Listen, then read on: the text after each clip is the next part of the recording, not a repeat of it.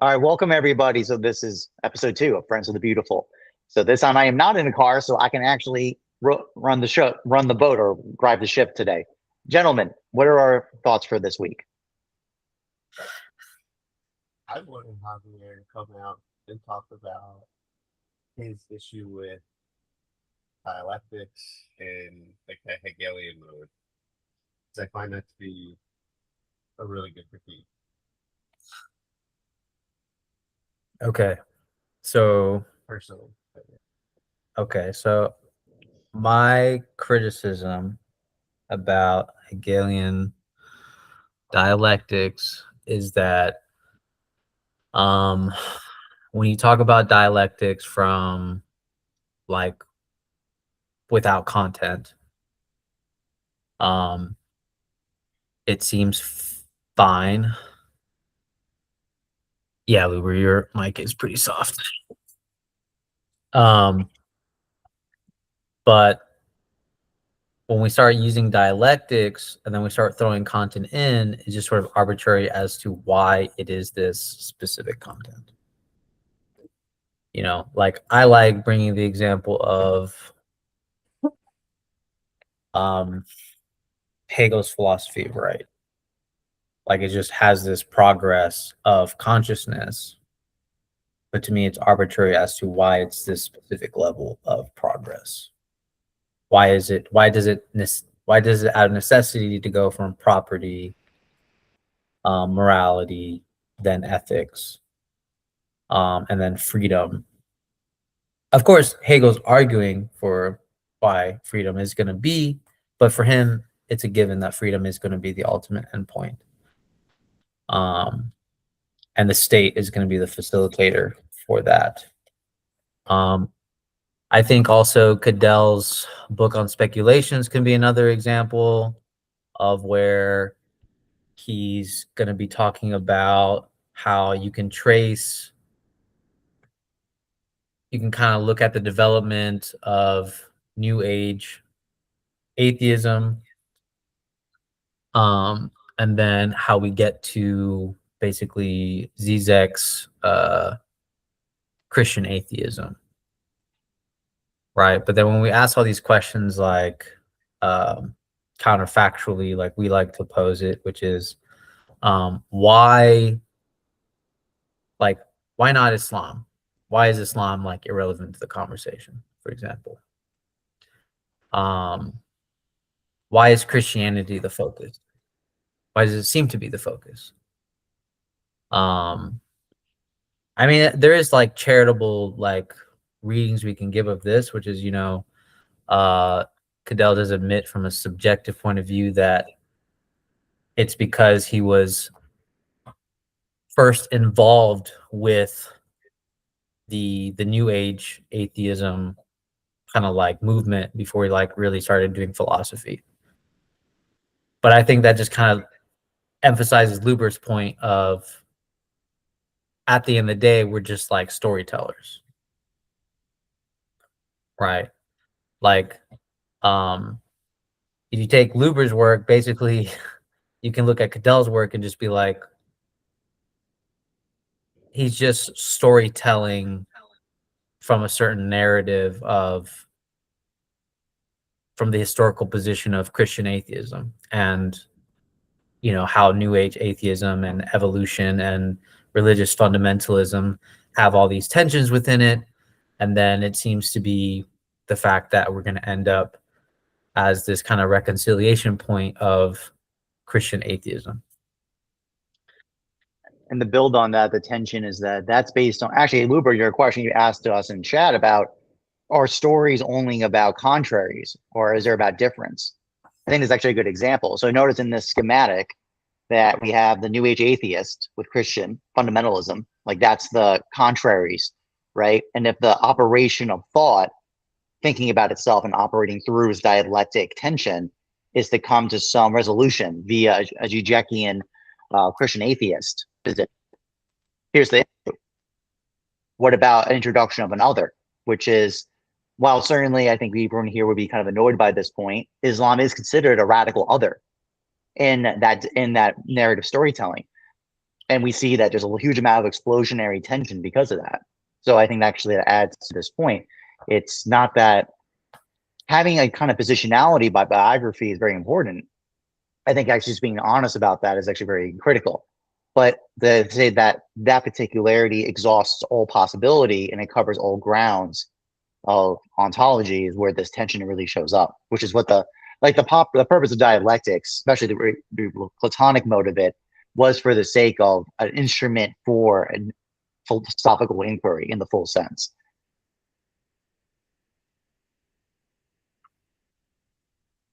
Oh, can't hear you, Luber. Luber, you're not.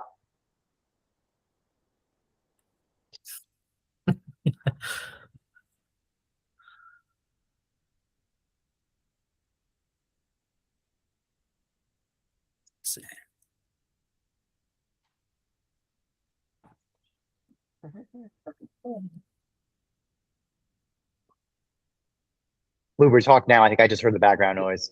Can you hear me? You're super soft, but we hear you. It's so weird. Hello? Yeah, Yeah, Is that still really soft? super soft. yeah. Okay. Is that, how about now? Now Oh. you're better. Okay. Yeah. Okay. Oi, okay. Yeah, it's I remember reading in Aristotle, Nicomachean Ethics. Chocolate says hi, Emily. That in Aristotle, basically, dialectics is just a tool for when you're unhealthy. Like it's just a mode to try to get back to health. I recall something like that. Like it's not the end all be all. It's just like a a way of processing information to try to get you back on the straightened path, so to speak. I would have to pull it up exactly, but I thought that was very interesting about dialectics is like when you're unhealthy, that's when you use it, which is really interesting because the question to me is what tools do you use when you are in a mode of health, like good health? So I thought that was very interesting. Also, like the whole Islam point is when you throw Islam into the question, that's like that's when I think difference. It's like almost outside the story, you know, like that Christian atheist story, for example. It's just an operation of contraries. But then when you throw the Islam factor in, there's an explosion and you don't even know. It's like when difference is involved in the story, that's like the beginning of a new story. Like you don't even really know the contraries yet, like for real.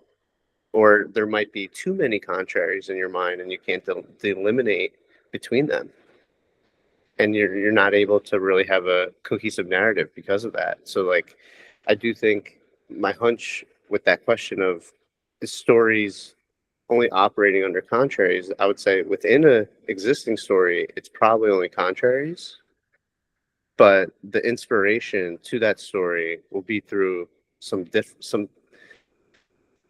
access to or sense of difference that throws you into a state of mystery confusion that you have to kind of figure out in order to even get to the journey of of the story.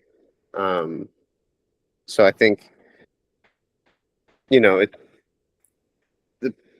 I feel like people that take Christian atheism seriously, in my experience, you never hear about Islam, which is so crazy to me considering what I understand now about the difference between the two, which is like something to think about, and how to mediate that.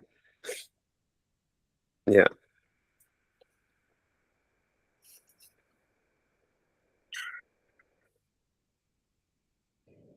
Do you Javier, think? any thoughts? Yeah. I mean, I think like I guess this is like Yeah, it's funny because like we could ask this question of, you know, which is a greater opposition, you know? Is it atheism and Christianity, or is it Christianity and Islam? Um, in some ways, it's hard to even make that decisive factor, right? Which is a greater opposition. But you could say what's interesting about this is that the greater opposition seems to cultivate itself in relation to whichever position you already take. So, for example, like if I go back to Cadell's book, I think the reason for the motivations are Cadell is an atheist. So why talk about Islam when Islam would just be another religion that's opposed to atheism, right? So basically, Christianity would just be just the given dominant Western position to be against versus like Islam. But then Islam's probably not worth talking about because Islam is just another religion that atheists would reject. Versus if you occupy the Christian or the Islamic position, there is a sense in which I think it could be argued that the Christian or the Islamic position is more threatening to each other um, than merely just like the atheist position. But again, this all depends like how you want to occupy that position.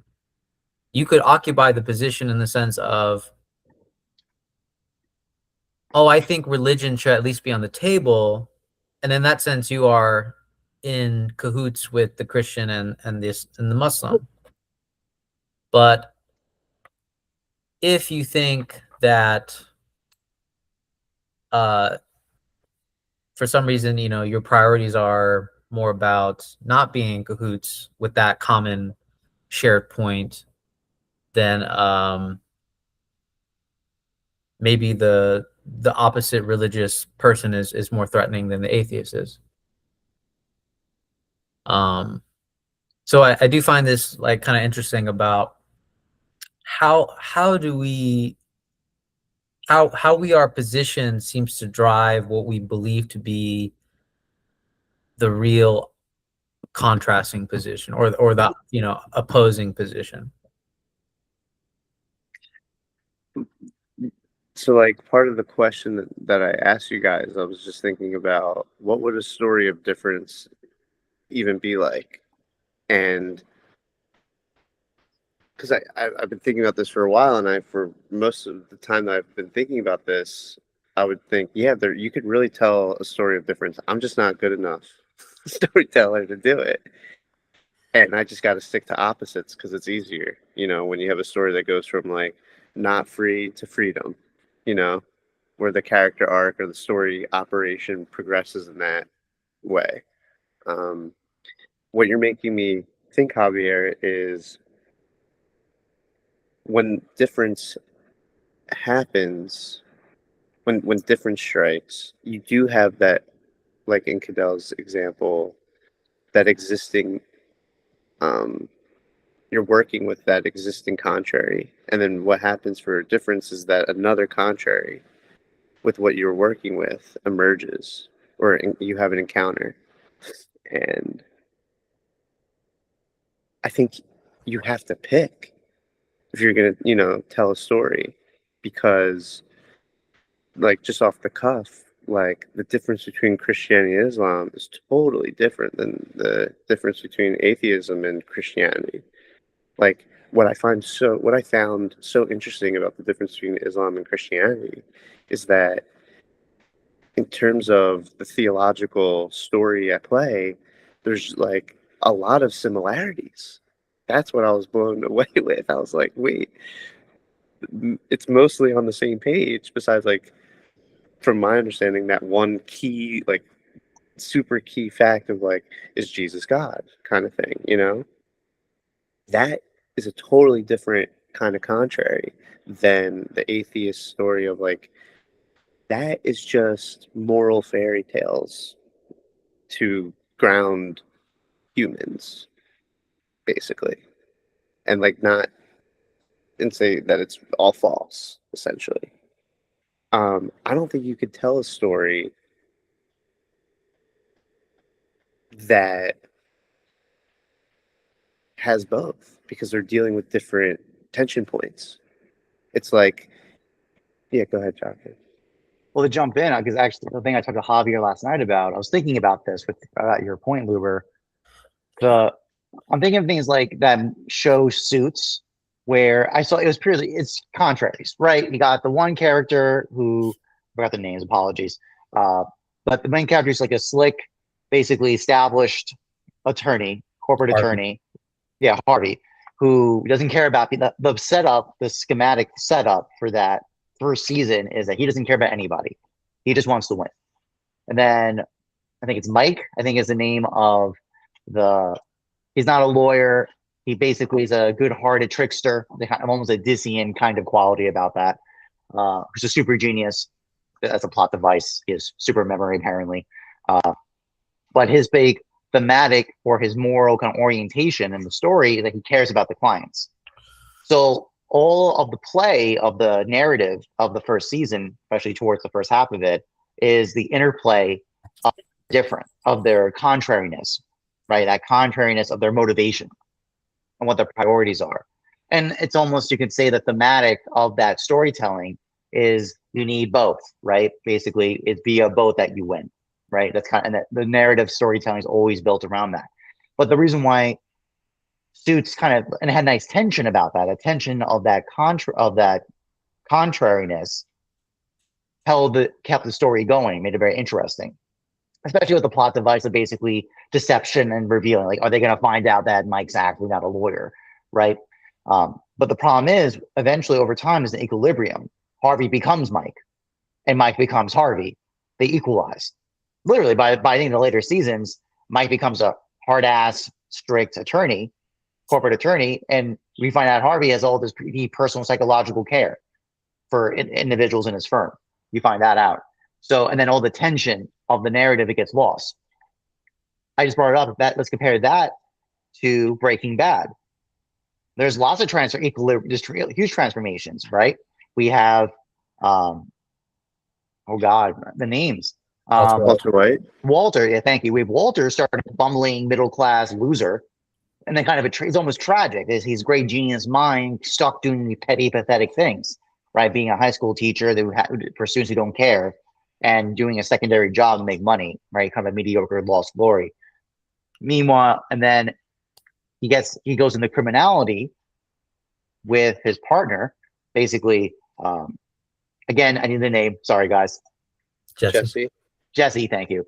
Jesse, like they have very different positions at the beginning of the story versus the end. And in some sense, there is equilibrium. They both are criminals by the end, right? But they actually almost transverse each other. What's going on? And like what Javier said was very clear. There actually is difference in Breaking Bad. The reason why is because Walter's a totally different man from the beginning and the end. And so is Jesse. Their motivation changes completely. They're not just me into an equilibrium, or that they're in the same position by the end of the story, and they lose all the tension. The tension was remaining because there's an actual difference in motivation. Because Jesse just wanted to be happy, right, and just get caught off in tragedy. And Walter had a false, basically, he was in a capture symbolic, right? He wanted to just supposedly do family. That's why he did this criminality. But then you find out there's no plausible deniability of that claim was dismissed for the storytelling of the show, to find out what was Walter's actual motivation. We found that out. He wanted glory. That's what he wanted. He wanted power. He wanted glory. He wanted all those things of the symbolic order, even if it meant being in the criminal side of the things. It did not matter where his glory was going to come from. He just wanted it one way or the other. So I thought that just to talk through, when does storytelling have contraries? The tension about it is that it can cause equilibrium. If the characters, especially in their interaction, come together in equilibrium, they kind of negate each other. Versus when does that contrariness become an operation of difference? I think Breaking Bad does deployment of that. Do you, do you think, well, two questions from that. Do you think um, you can change through opposites, or it's just you kind of collapse into like some kind of equilibrium state? That, and then the other question is with Breaking Bad, um, like if you just focus on like the main character of Walt and look at his arc from beginning to end, when you focus on one character, can it only be conceived as how it moves from the beginning to the end in terms of it being the opposites tension? Like, in other words, are you only able to get to the point of seeing that there's difference within the story when you take into account multiple characters and their arcs? Can you do that with only one character? So yeah, those are the two questions that kind of come up. Because yeah, I'll start, and then I have my reasons for asking these questions, which I'll say I'm just after. If you guys have any thoughts on those questions, if not, I can Want to keep jump? going. Yeah. You want to jump here? Yeah, I mean, I don't know, like, I just don't know if I agree with like the phrasing, you know, like I think the phrasing can get caught up in a certain, like, here's how I'm thinking about it, right? Like, if I'm Christian, right, I don't, the change of me going from Christianity to Islam isn't because of this encounter between opposites. It's because I encounter something very particular that mediates my transitioning into the opposite. So it's not just like that's like too abstract for me. Like just going from like Christianity to Islam is too abstract. It has to be something else. It has to be something else that facilitates that conversion idea. You know, it's the same thing with like, how do people stop being Christian? It can't just be because here's the thing, from the very beginning, you're taught that the opposition is not what you want to be, is not what you want to become, right? So as a Christian, you don't want to be an atheist, right? Everybody implicitly knows that you shouldn't be an atheist. Same thing if you counter the Muslim, everybody knows that you shouldn't want to be the Muslim. But so the issue is what facilitates that mediation, and now we're talking about what facilitates conversion, what makes conversion possible. And I feel like usually it's particularity that facilitates conversion. And the reason why I say that is because you're no longer now, quote, you're no longer saying like the Muslims or Islam. You encounter somebody like Jockin, right? And that makes you think about the opposition differently. That makes you think about Islam differently. So always in novels, it's the characters that have oppositions, they stand for oppositions, they represent oppositions, but it's the particularity of the characters that themselves that feed and mediate the possibility of conversion.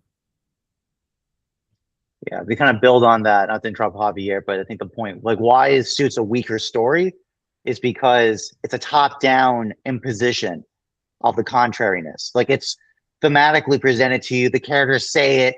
It's like they're basically like little puppets. They're not really persons. They're little avatar puppets of the moral claims or positionality of their contrariness. What Javier is saying is the opposite. It's that kind of bottom up, that there are human persons that you encounter that happen to be Muslim or happen to be Christian or happen to be the atheist. And especially when they violate the expectation of, oh, I thought all Muslims were X because of their otherness, but they're actually this. It changes their relationship.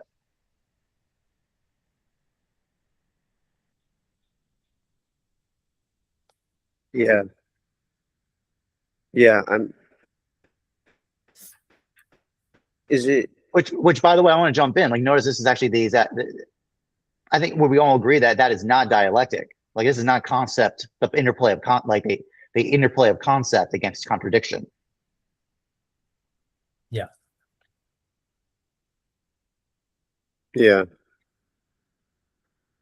Yeah. Or it is on a very in a very phenomenology perspective, a very particular of the character's expectation of symbolic order orientation is played out with a violation and contradiction of an encounter of reality that is contrary to that symbolic order Right. presentation.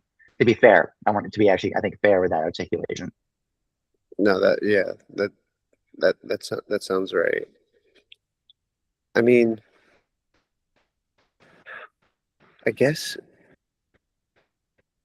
there's a difference between what I'm getting muddled in my head is when you're watching a story and it's complete versus you're in the process of understanding the story you want to tell. And I think, because like when you, at least for me, whenever I've completed a story, I can kind of like simply say like, yeah, it's a story about this. You know, it's a story about greed. It's a story about like a loving marriage turning into a greedy feud. You know, let's say I'm just being crude, but like in the process of understanding a story, even if it's like a story that's happening in front of you in real life, um, it's like you're trying to. I think difference is at play, and you don't fully understand the story. I feel like if difference is truly at play, how can you really have a full understanding? Like it's like when I think of opposites, it's like okay, I could have certainty potentially. I could, but with difference, it's like I'm in the process of understanding. So I think I'm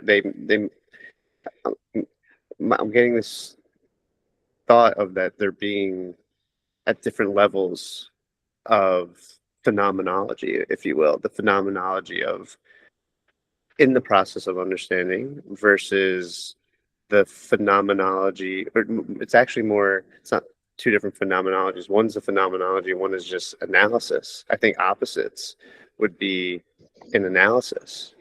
I don't think you can do difference in analysis because if you're able to fully demarcate the difference, it kind of turns into an opposite at that point.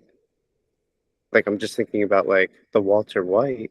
If you look at the scope of the whole Breaking Bad series, you could just see how he's like not, he's the opposite of what he was in the beginning.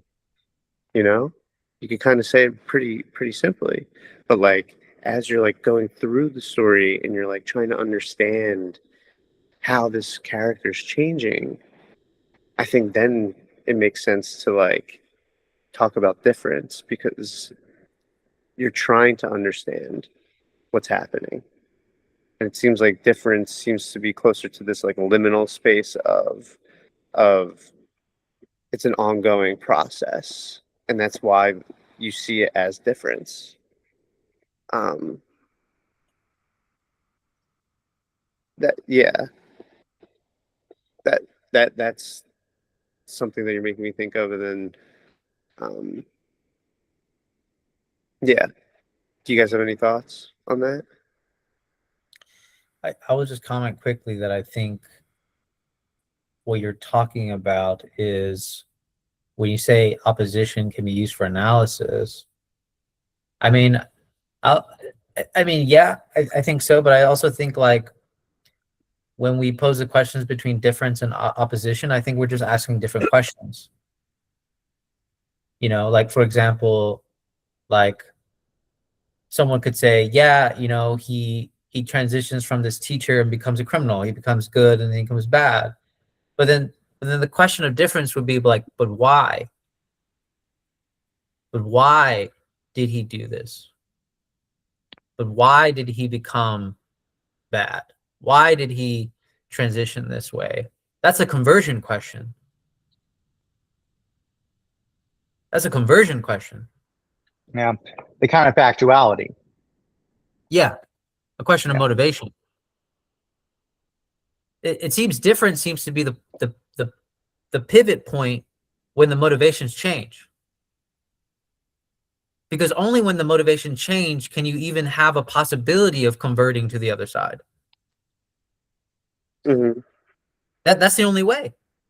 I feel like it's only when your motivations change that you have the possibility of being converted. It can't simply be that you just, I mean, the end result is always that you oppositionally go from here to there. But when we ask the question, like, how did their motivations change? What provoked the motivations to change? That's the story of difference right there. That whole, trying to explain that whole thing. How did he go from one motivation to another motivation? Like, that's not easy to explain. Yeah, and actually that's a big difference. Like, because sometimes when people convert to evil, like within the same category, they still have the same motivation, but they go to they go to the contrariness because of their frustration of not getting what they want. There's actually a very big difference, right? Actually, that is a difference, right? So what we're talking about here is when the motivation changes, it's a totally different motivation.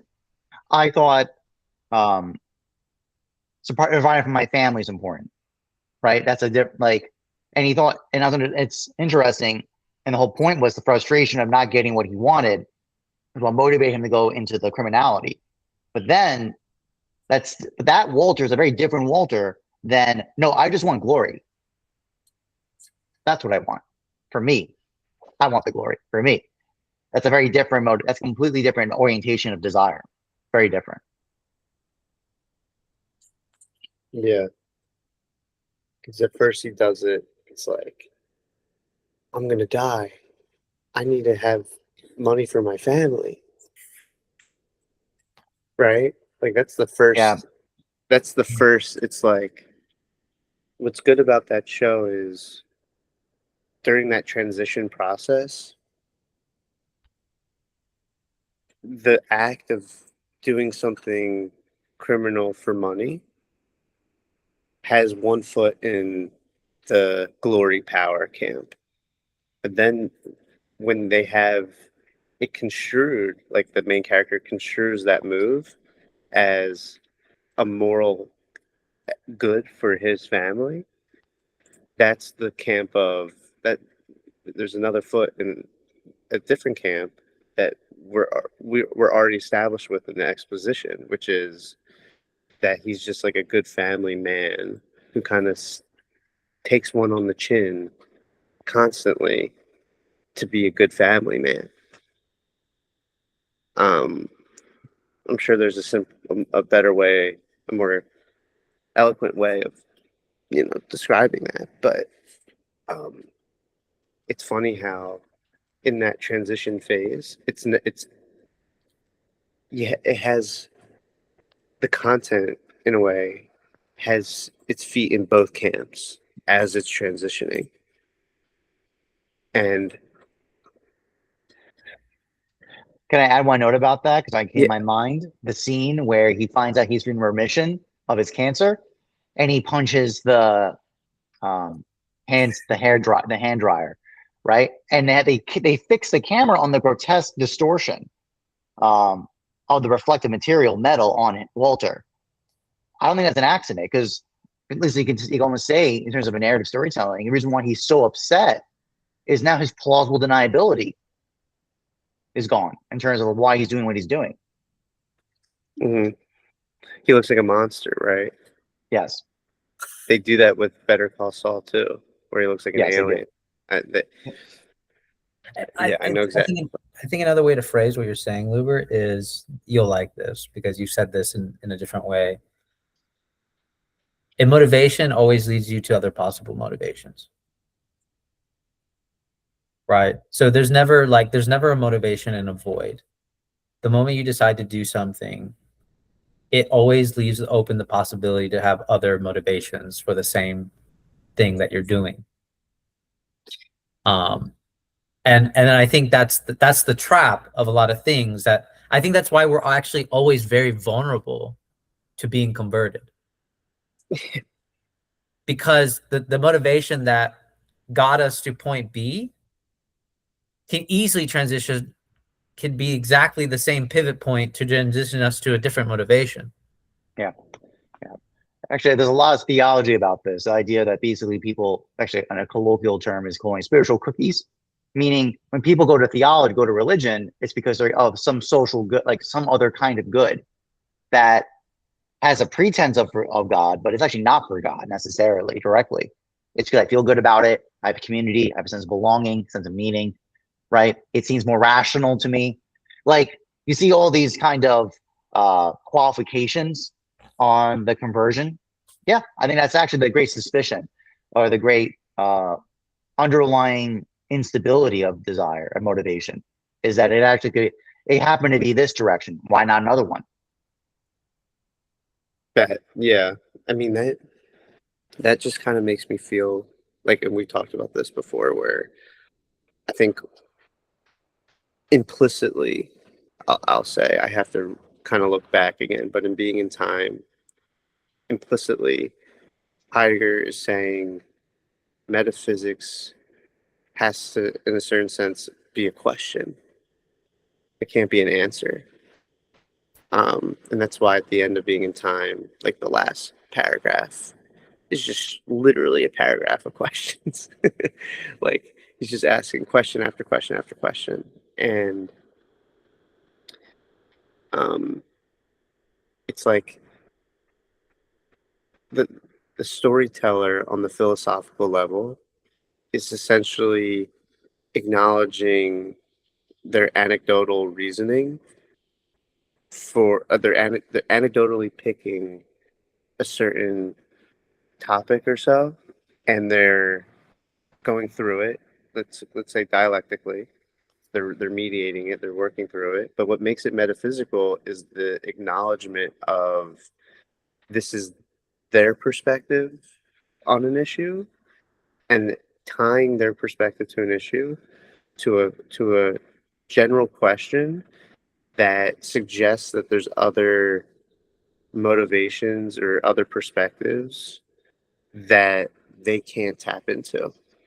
And like that tension, that bouncing back and forth between your own experience and mediating the philosophy of your own experience to the other, to the world, essentially. And that worldly question, I mean, that worldly part of the tension will always be expressed in some kind of question insofar as it relates to your own internal mediation. And like the storyteller is just someone who's completely aware of that and are doing that in real time when they're doing philosophy, or writing, their philosophy. Because it's very interesting to think about having a complete philosophy, which would entail having all possible motivations. That would mean if you have a complete philosophy, it would have to mean it covers all possible motivations for all particular instances, which is like I start laughing because it's like clearly that can't actually happen. Mhm. like when people are like, oh no, my philosophy is real, it's affecting the world, it actually has real impact on the world. It's like it has real impact on the particular motivation that you're addressing. Mhm. And if you're a good philosopher, you will ask questions that will suggest other motivations or make you try to think about other motivations outside of the one that you're taking in. And like that, to me, was what Heidegger was doing with Being in Time, when for him, he was like really asking a lot of questions with Dasein and time at the end, because to him, the only thing that was really outside of Dasein in his mind, which I agree with, is something with time, that there's something with time itself that basically encapsulates a totally different mode of being, other than the modes of being that he was addressing and being in time. Yeah. But yeah, I'll go ahead, Jocker. We could kind of put it very pithily, like, why now? Like, for every activity and phenomenon, the point is ask is, why now? And not another time. Why not prior and why not after? Because I think originally the word for, Heidegger has an essay on what is thing. He spends a whole essay on this question. And I'm very sympathetic because even the original Greek of what is thing in Greek, one aspect, it's pragmata. Literally, and it's actually a relation very much with care. So what we attune to and what we care about is gives things thinginess, because it becomes apparent to us because we care. So it gives a real onto epistemology kind of double loop. What do we know? What do we observe and know is things that we care about. If we didn't care about it, we wouldn't observe it. That's the argument, or that's kind of a way you can spin that. So then why are you noticing this thing now? Why did you occur to this event now? And that's the thing I think that's the point. It's like, why did Walter punching the hand dryer at that moment? It's a very different signification than prior prior to finding out about his diagnosis. You see, like, the meaning signification would be totally different based on the position, the timing and position of that scene. I find I think is really telling, because the idea of it's kind of, he used the language of world and Dasein. It's all about the interiority, exteriority, right? When the contact point of the limit, right, of the event of here and now is always that calling out of the exteriority from the interiority, right? So from my subjectivity and my orientation, why am I being called out to notice this horizon of otherness that's outside? That's not in the interiority. I think I broke off. So where did I get lost? Where'd you guys lose me? I think I heard it. Your voice kept going.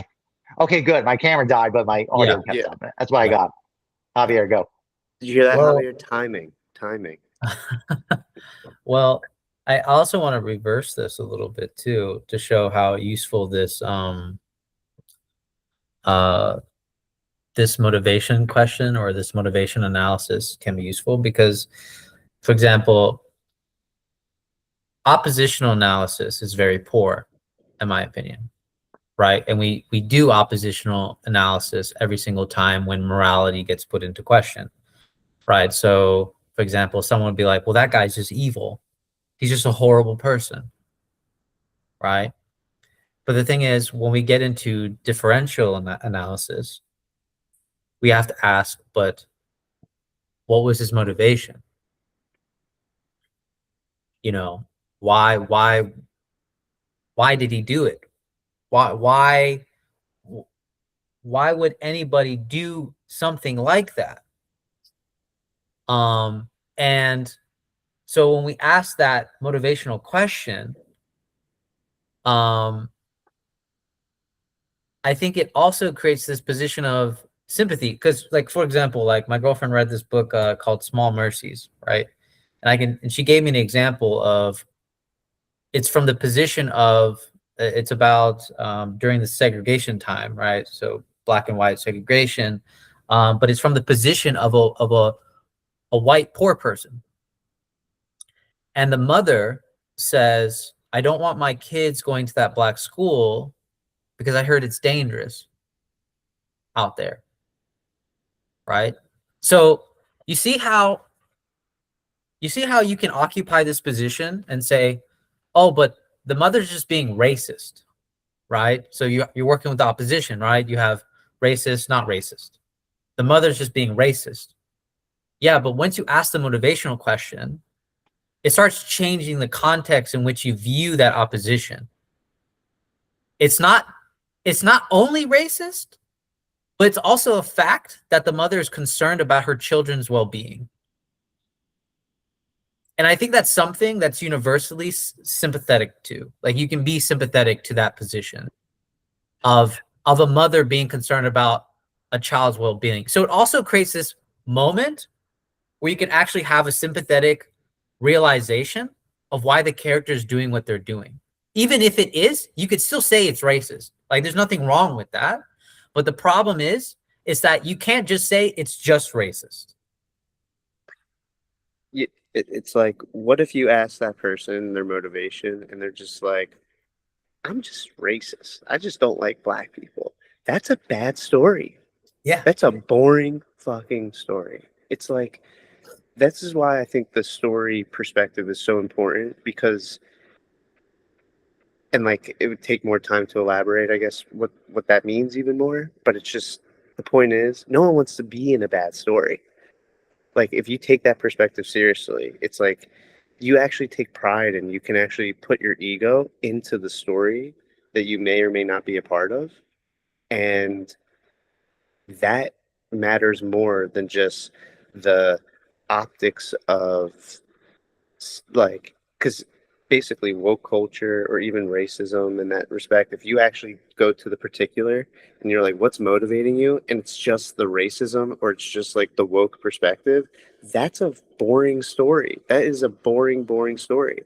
Like, you could totally have a woke sentiment, you know, but actually have a real personal, costly thing at stake in the particular. Because, like, if you don't have that personal, costly thing as it relates to the situation, who really cares? Like, why do you care? Like, the answer would be, if you care still, it's because you are trapped by some symbolic social order, and that you care about, basically, your God is that social symbolic order, and you just care about filling the role. You're just basically an NPC, I think it is, right? In a Yeah. video game, you're just like filling that space, that role, to this fantasy that's like not even real. Like, that's one thing. I think caring about the story reveals what kind of questions you should really care to ask, and what kind of answers you want to hear, because you can diagnose this as a bad story quite easily, and it's kind of demoralizing if you're like, uh, it's like, fuck, wait, I'm just doing this because I'm racist, nothing else. Yeah. And that's like and a that's joke. what I'm about to say. Yeah, I need to get going, unfortunately. Yeah. But the thing I want to say is, if there's not a revelation of wonder in the surprise of that encounter of disclosure, then this is bad. You can't ask any questions. If you just said, I'm racist, I don't like black people, you know, or it's just the right thing to do. I mean, I get it. There's nothing much else to say. There is no wonder. There's no inquiry. There's nothing more to pursue. There's no line of questioning possible. Because in Aristotle and Plato too, wonder is the cause of inquiry and questioning. The search is from the state of encounter of wonder. So that's why I think that's a very good analogy to kind of build on this in terms of how we can close out in terms of like what is differential versus oppositional analysis. You know, I think that's a very fair distinction.